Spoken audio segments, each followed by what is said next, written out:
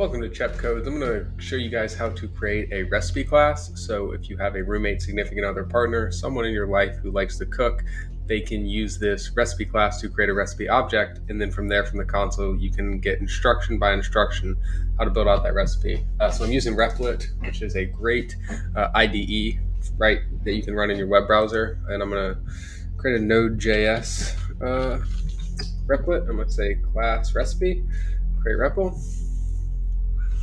All right, so the first thing we're going to need to do in this Replit, once it loads up, is we're going to create a new file. We're going to call it recipe.js. Great, and then we're going to define a class called recipe. So let's say class recipe. And then I'm going to need a constructor function for initializing recipe objects. Yeah, let me write constructor, and then in that constructor, we're going to want to pass it name. We're going to need what the recipe is, ingredients of the things that will go inside the recipe, and then instructions. And just a heads up, the ingredients and the instructions will typically be an array unless there's just one instruction or there's one ingredient. But if there's more, then you're going to want to put that in an array, but we can get to that later. So let me, under this dot name equals name. Why we're doing this is because we need to set the properties for the recipe object. So when someone creates a recipe object, inside the parameters are going to pass it all of these things. So we're just saying initialize it with whatever was passed in the parameter. All right, so this dot ingredients equals ingredients. This dot instructions equals instructions. Perfect. And then I'm also going to say this dot current step is equal to 0.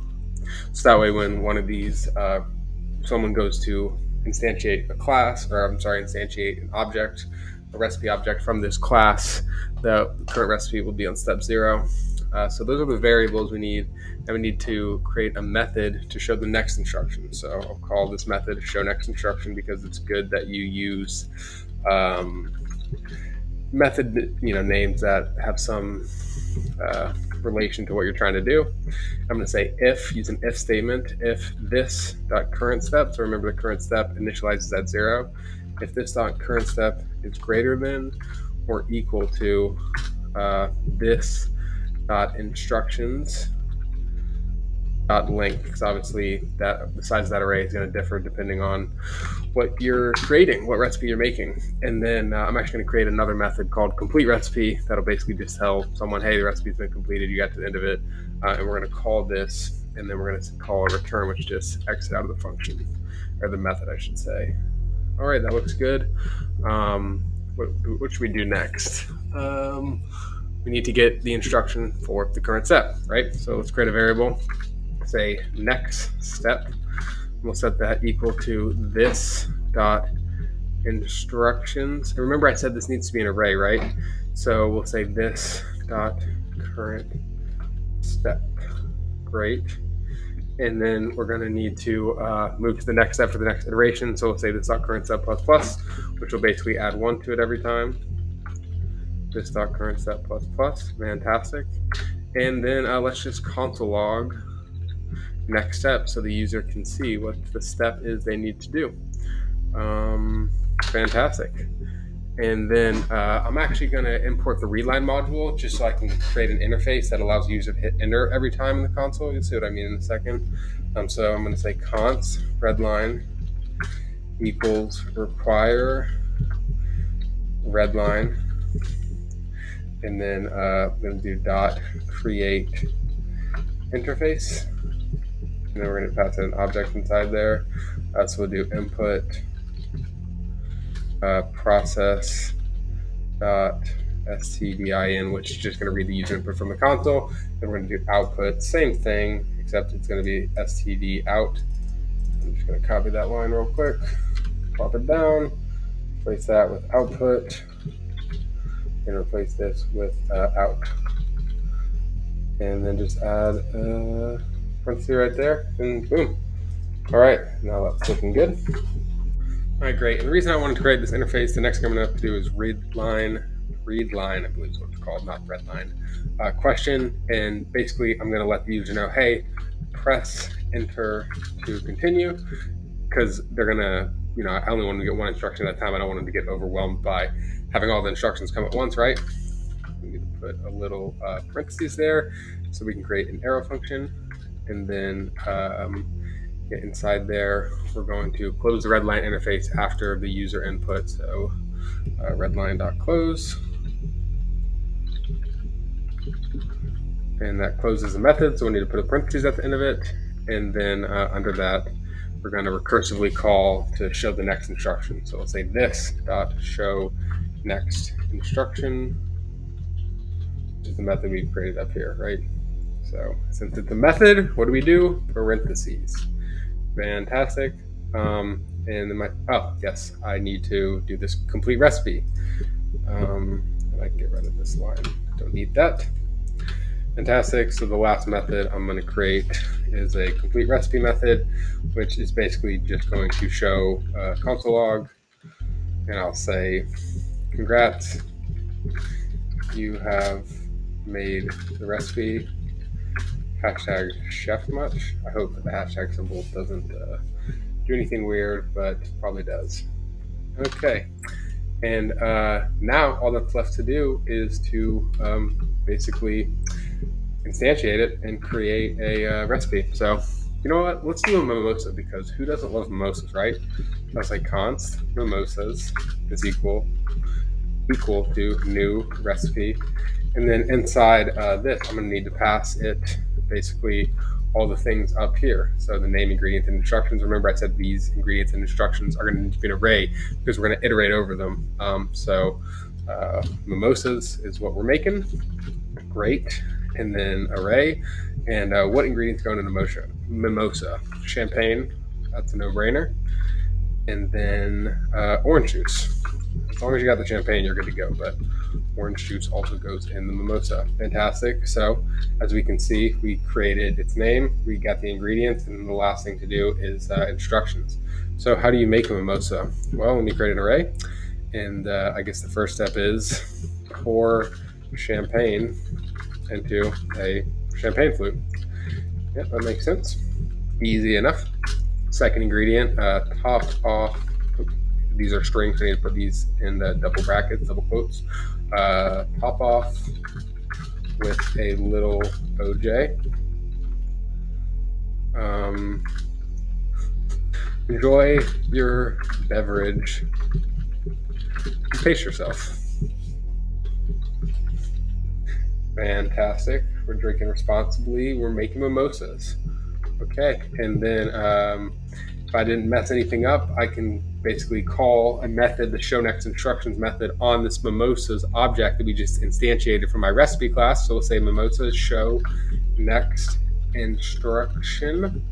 That's a method, so we got to pass the parentheses. And then when I run this, my console should hopefully display the first step. And I need to call node recipe. So let's see.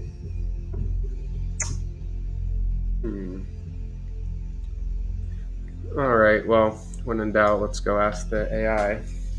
All right, guys, pardon the blunders, but I figured it out. I'm used to coding in VS Code, Visual Studio Code, but I'm coding on Replit, and I was trying to do it from the console, which is not where I should have been trying to do it from. I can't even run clear in this console. Fantastic.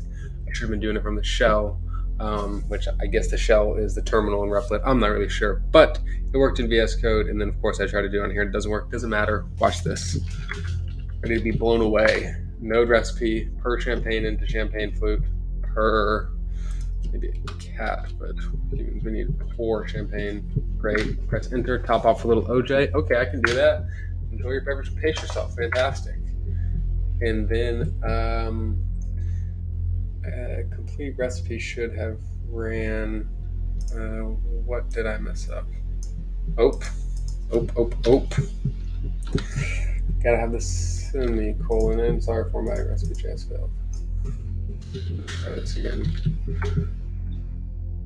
Pour champagne. Okay. I don't think it's a hashtag, but let's see. something right quick. Complete recipe.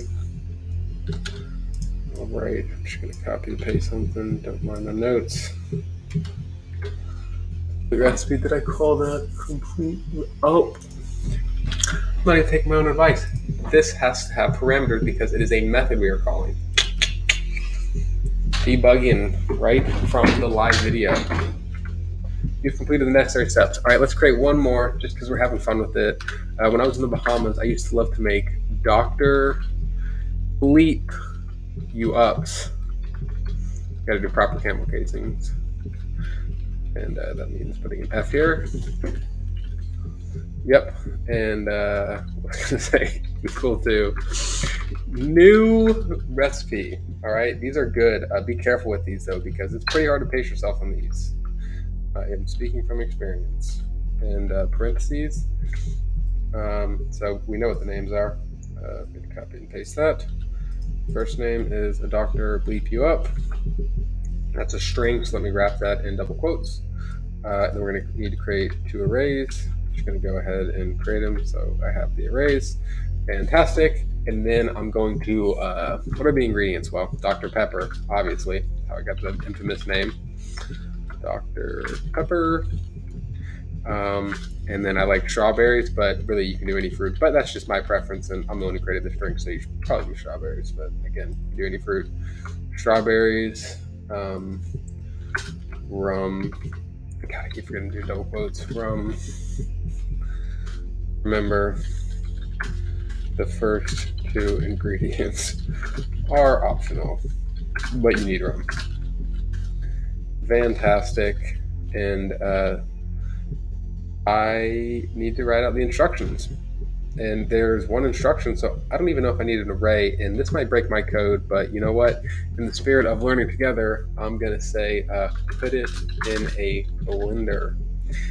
And yeah, that is it. And then we're going to call myself that, yep.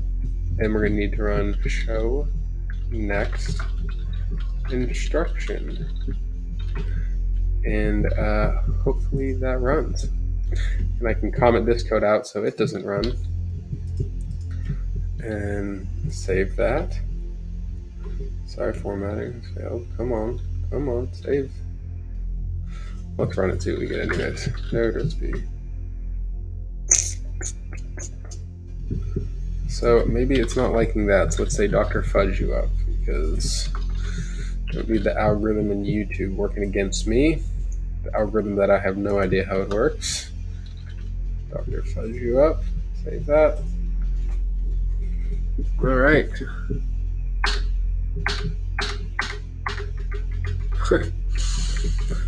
Put it in a blender. All right, so it will work without an array, but probably better to put it in an array so we don't get a set of characters. And if we put it in an array, I bet it'll just do put it in a blender. Save that, and of course. All right, now if we run node recipe, put it in a blender.